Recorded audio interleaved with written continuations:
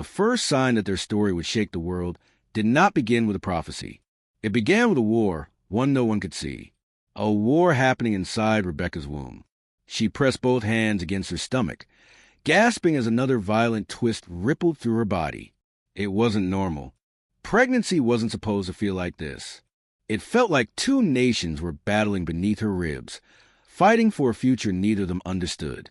She sank to her knees, dust clinging to her clothes, and cried out to God with a voice that cracked from fear.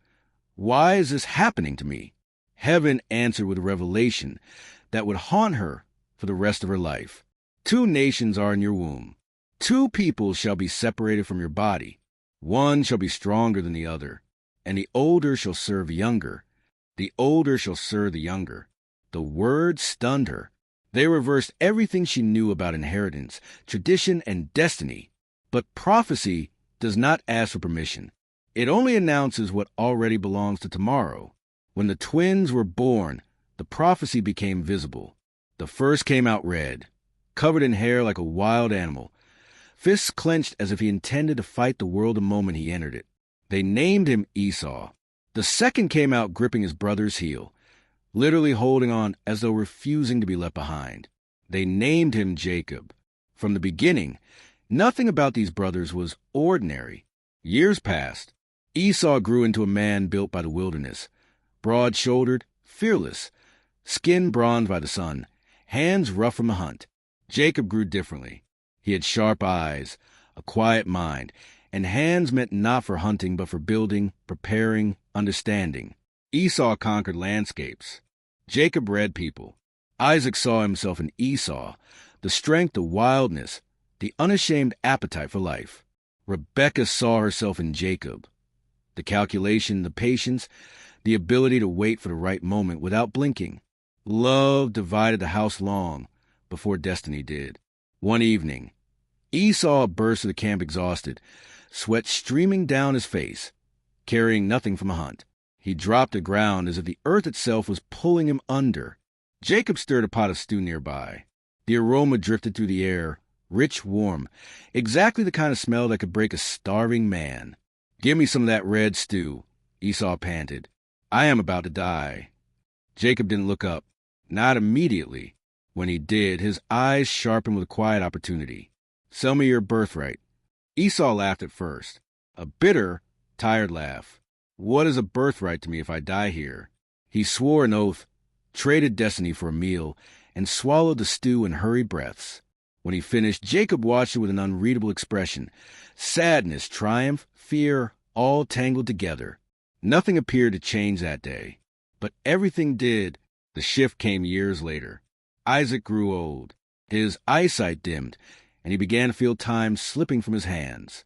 One night, he called Esau, his voice faint but urgent. "Bring me game," he said. "Prepare it the way I love it. Then I will bless you before I die." The words were simple, but to Rebekah they were terrifying. She remembered the prophecy. She remembered the war in her belly. She remembered the voice of God. The older shall serve the younger. But Isaac had chosen Esau. Rebekah moved quickly, too quickly. Destiny can make even the righteous desperate. She found Jacob and whispered her plan, her breath trembling. "Go get 2 young goats. I will prepare the food. You will take it to your father. You will receive the blessing." Jacob froze. "But Esau is hairy. I am smooth. He will know." She cupped his face with trembling hands. "Let the curse fall on me." Jacob obeyed.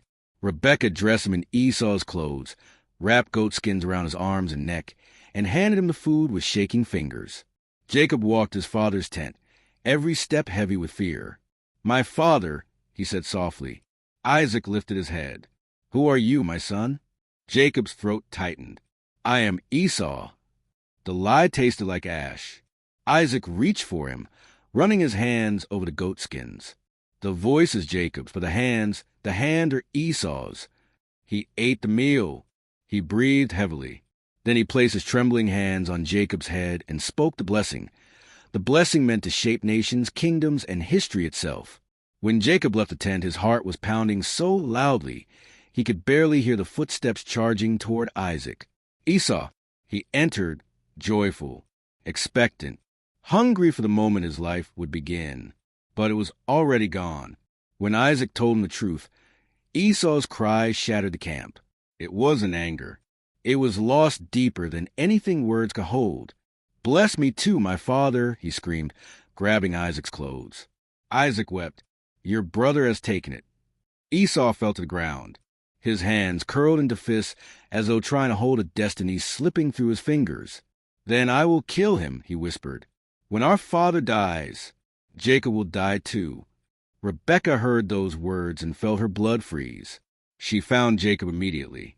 Her voice shook as she whispered the sentence she never imagined saying, "You must flee." Jacob's face went pale. He looked around a home he had always known, a home now broken by lies and fear. He grabbed what he could carry and ran into the night.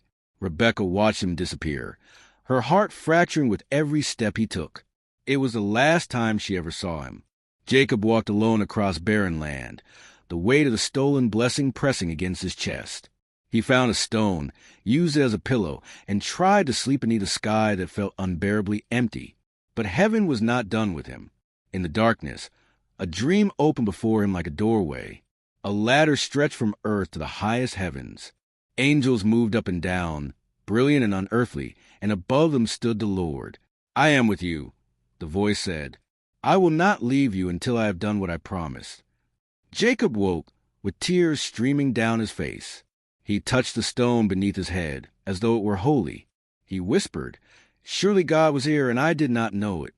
But destiny did not erase danger. Far behind him, Esau sharpened his rage like a blade. Isaac mourned the fracture he could not heal.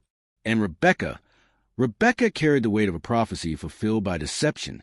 Jacob continued his journey toward Haran, unaware that he was walking toward a woman who would change his life, a father-in-law who would trick him the way he had tricked Esau, and a night where he would wrestle with God himself.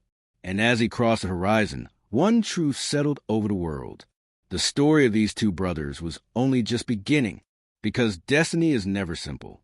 And this destiny had only started to split.